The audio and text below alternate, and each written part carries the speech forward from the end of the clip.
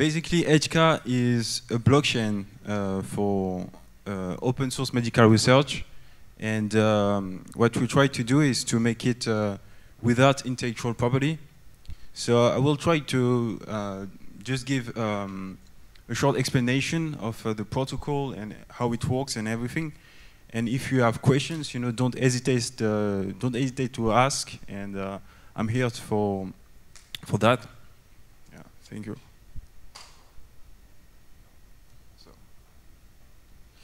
So something important to understand HK and what we are trying to do, as I said, is that we are trying to build a protocol without intellectual property. So it's important to understand the origins of intellectual property.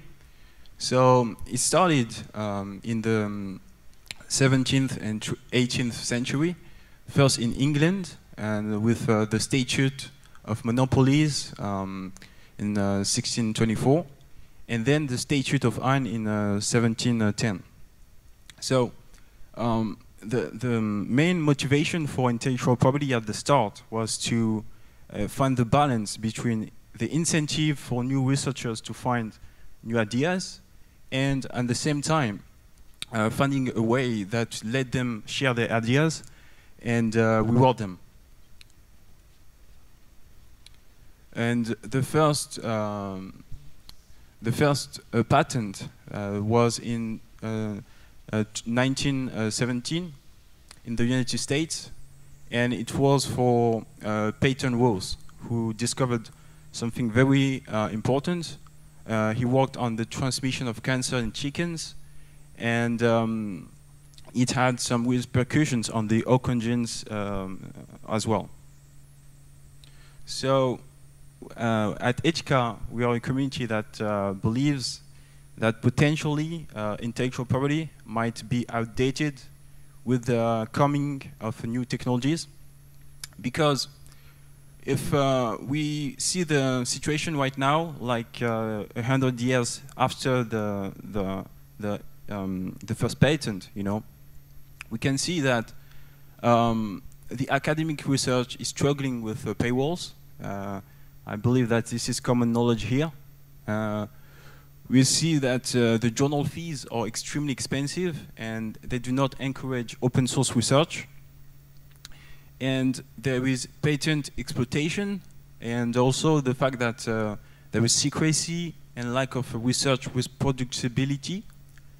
And finally, that the research industry is more and more into incremental research rather than breakthrough. So we believe that all of these flaws are based on the fact that the system is from intellectual property, and that with the emergence of new technologies, everything is going to change. So just for an example, in 2022, the average price for publishing, just publishing for a researcher in a health journal, it was $2,600. And for a chemistry journal, it was $7,000. So we are talking about researchers that they basically work and they find things. And when they want to share it with the world, not only they're not paid for it, but they have to pay. And as we can see, we're talking about very high amounts. So right now, there are new technologies that are coming. We're talking about the quantum technology, artificial intelligence technology. Even the internet has only 30 years old. So we are entering basically a new era for research, because with these new technologies, the pace of discovery is going to accelerate, because right now anybody will have access to these tools, meaning that anyone with the knowledge will be able to contribute to research.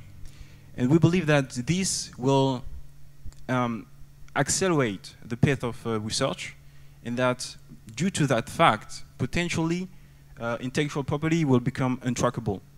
Because when there is innovation that happens very fast and that anyone can basically contribute, it becomes very hard to implement on top of that the IP legal system, which basically reproduce something that was invented 100 years ago. So open source is becoming the new norm. And let's take the example of AI.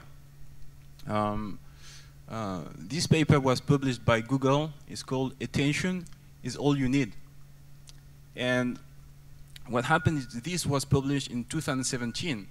And this is what has led to the recent emergence of AI recently, because without this paper, it would have been basically impossible to see the recent emergence of AI. AI has organized itself around the idea of open source.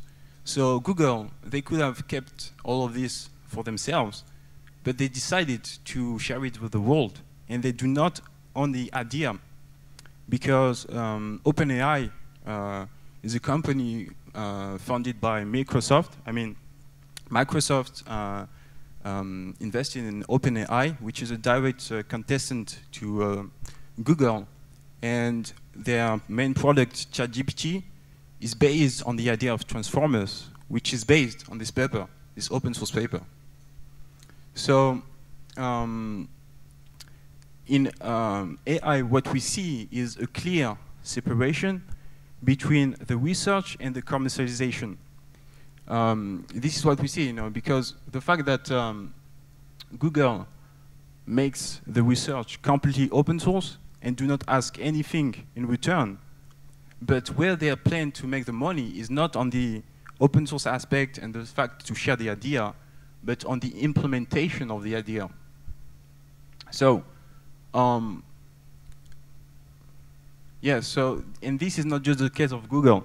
Most AI companies have adopted this vision of publishing regularly papers, and not even companies, even universities, researchers, to publish open source papers and do not rely on intellectual property, but they based their business model on the implementation of these ideas. So what we're trying to do... Okay, thank you. So what we're trying to do with HK is to create this kind of system for medical research.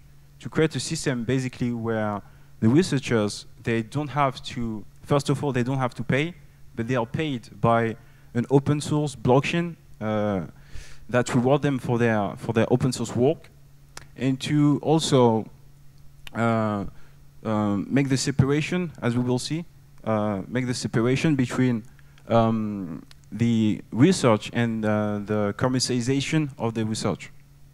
So the HK system, to explain it in simple words, is basically a currency, ETI and EGAS, where people can, the researchers, as you can see, they can publish their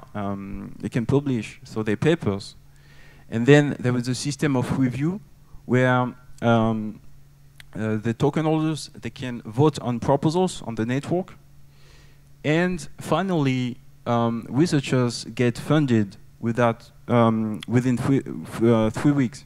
So within few weeks, the researchers, they just have to publish, and then within a few weeks later, they can receive the funds. So HK protocol implements the same kind of separation between the research and the commercialization, because what we attempt to build, is a system where the researchers will be able to make fully open source research without thinking about who is going to own the IP and who is going to finally put the drug in the market. They can just focus on the research, and then on top of this, there will be private companies that will be able to use the research that is done on the protocol and to implement it for profit. And also, that the role of private companies will be to commercialize the treatments based on the open source research that is done on HK protocol, and also to engage their responsibility, because we know that the open source research is a very specific field where it is dealing with the lives of people. So it's very important that there are people responsible and that can engage their legal responsibility to basically, to put the treatments to the market. So how HK started? It started on 2018 when I started to work on this project, and then the white paper was published on October 2019, and the smart contract was made open source as well in October 2019. And since then, the community is building. When I published the white paper, it was published on the same mailing list as Satoshi Nakamoto mailing list. So not all papers are accepted there. I think there is only Bitcoin and HK white paper that were published there. And yeah, since then, the white paper is open source, and there are people coming regularly on the website that discover the protocol and everything, and that have been started to join the community. So it was starting just like this, you know, and this is a community-driven project. There is no entity behind it. Nobody has specific rights on the blockchain. Myself, I'm just a developer, so I don't own anything. And basically, it's really completely open. And the blockchain was launched on April 17th, 2022, so last year. So I don't know if you're familiar with blockchain, or if you don't have, deep knowledge of this. But I think right here in Belgrade, on the audience, everyone here is familiar with blockchain, but maybe for the people viewing, some of them are not. So what blockchain does is basically it creates a possibility, you know, to have some important features that we can find also in a blockchain called Bitcoin, for instance. That it is censorship resistant, meaning that once it is on the blockchain, there is no private entity, even not a government, that can decide to change the data or do anything like this. It is completely decentralized, meaning that, as I said, there is no central authority. Nobody owns the blockchain. It is a neutral protocol. So on HK, there is no entity that controls something particular. And potentially, yeah, as a blockchain, which is completely decentralized, one day it can become a funding system that is more operational than any private funding system. Because right now the medical industry is also organized around a lot of private funding, which have their own flows, and also the fact that they are based on grants, in that researchers have to apply to the grants and to get funded.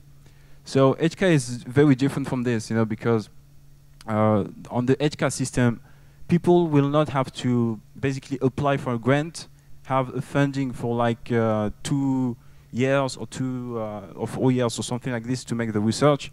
Every time something finds something interesting for the research, they will be able to publish their research on the HK blockchain and then get rewarded within 3 weeks. So this will incentive new types of research, unconventional research. For instance, we talked about the PhD just a few minutes ago. Well, PhDs, they will be able to come to HK and find new revenue streams, you know, because right now it's true that they have to choose between the academic path, where they have basically no money, or go to the industry. But there is nothing in the middle where they can also, you know, be both into really academic research and have, you know, solid funding. Well, with HK, this will be possible. They will also be able, you know, to make research that is completely out of the standards of the current system, you know. Also, cutting-edge research labs Most research labs, they rely on grants, and this is also another issue for them, because it forces them to spend a lot of time and energy to look for funding. But with a protocol like HK, they could be funded every time they find something, So it would be like on a weekly basis, on a monthly basis, which is completely different from the current system. And potentially one day, if HK becomes big enough, it could also finance world companies, the same way, if you take the Bitcoin industry, it started with just some miners that mined the cryptocurrency with their own computers. And a decade later, you have private companies that are specialized in mining Bitcoin. So potentially, if the HK system becomes big enough one day, it could also finance companies dedicated to make open source research. So the fact that HK is open source does not mean that they will not have private companies on it one day. It's, I think it's two different things. So yeah, it's open source, but maybe one day with private companies. So let's talk rapidly about the AI flywheel. So the AI flywheel is this idea that you have, you start, with some users, and then you get data from the users. And from these users, you can build, from this data, you can build a better AI, which leads you to a better product. And then this is a cycle, So you can repeat this all the time. So with HK, I think there is also a kind of HK flywheel, is that because it is open source, it impacts also other researchers. It means that other researchers can benefit from the research that is done on the HK protocol. And this will accelerate the pace of discovery, which will then increase the value of the network. And this increased the funding capacity of the network, because the network gets its funding capacity from the value of the network. And this will then increase the rewards that is done to curate the network, because the token holders can actually curate what is published on the protocol. There is a whole system for this, which will attract more researchers, and also then get more multidisciplinary researchers at the end, with then different skills. And this is a loop, because then this helps also other researchers, and yeah. And finally, HK can get the researchers the attention they deserve. The impact factor of the HK protocol could basically be like tenfold the impact factor of any journal. It could be like a decentralized journal where all organizations converge to share their open source research. So if this happens, it means that potentially one day publishing on HK protocol will have much more impact than publishing anywhere else. And yeah, thanks to the high funding capacity, because it's a blockchain system, so it's like the same idea of than Bitcoin to some extent.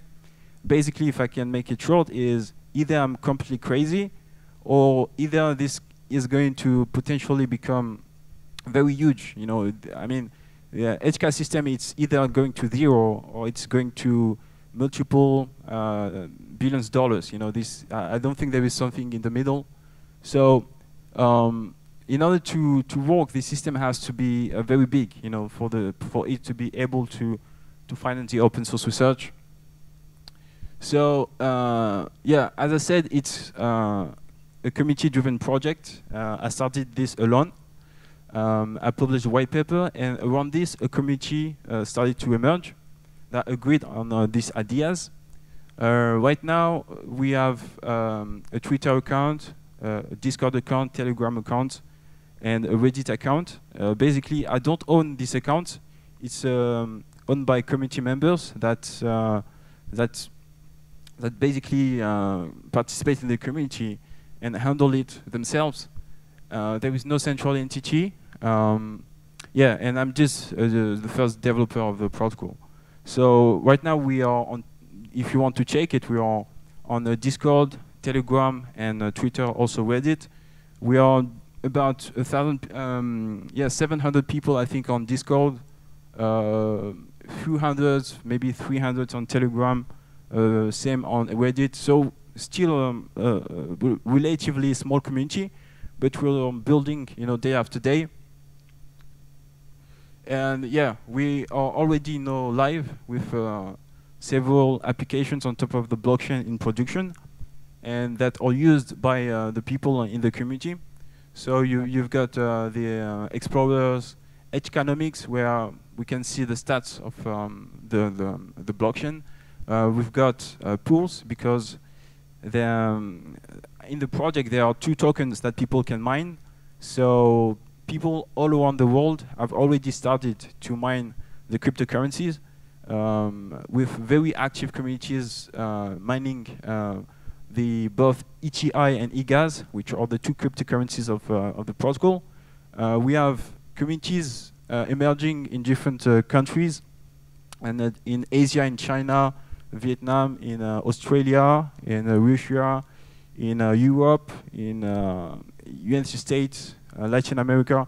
I mean, basically everywhere in Africa, everywhere we start to see HK community growing. And yeah, and everything is open source on GitHub.